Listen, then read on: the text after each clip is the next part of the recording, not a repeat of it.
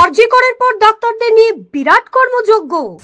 সেতু বন্ধনে 1200 চিকিৎসক কি কারণে ডাক দিলেন অভিষেক?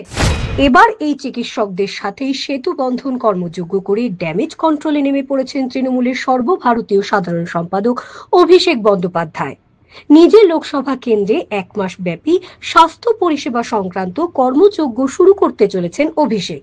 শনিবার এই কর্মযজ্ঞ উপলক্ষে আমতলার সমন্বয় প্রেক্ষাগৃহে চিকিৎসক সম্মেলনে যোগ দেবেন তিনি।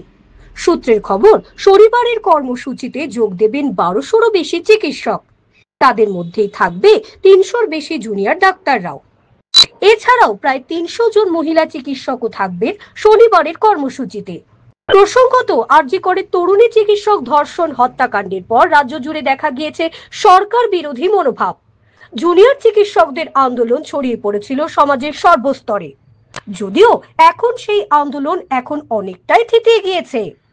এই রাজনৈতিক পর্যবেক্ষকদের মতে এর পরবর্তী পরিস্থিতিতে অভিষেকের এই কর্মসূচি চিকিৎসকদের সঙ্গে নতুন করে সেতু বন্ধন বা সেতু মেরামতির কাজ করতে চলেছে।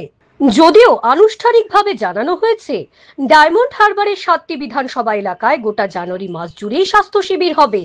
জানা যাচ্ছে, প্রত্যেক বিধানসভায় 10 দিন করে এই স্বাস্থ্য শিবির করার কথা বলা হয়েছে।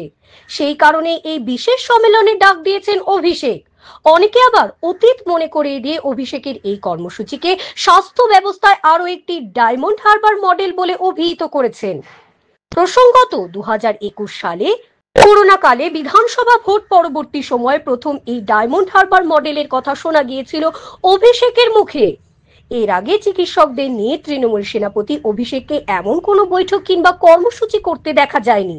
আর তাই আরজি করের কাণ্ডের পরবর্তী পর্যায়ের সঙ্গে জুড়ে যাচ্ছে এই উদ্যোগ। যদিও অনেকেই এই কর্মসূচির সাথে আরজি করের ঘটনা এবং তৎপরবর্তী চিকিৎসক আন্দোলনের যোগসূত্রের কথা মানতে নারাজ।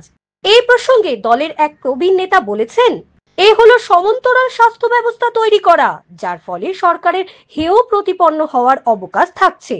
অন্যদিকে অভিষেক ঘনিষ্ঠদের পাল্টা দাবি, সাংসদ হিসেবে যে কাজ অভিষেক তার কেন্দ্রে করছেন, সেই কাজ যদি রাজ্যের 42টি লোকসভা কেন্দ্রে হয়, তাহলে মানুষই উপকৃত হবেন।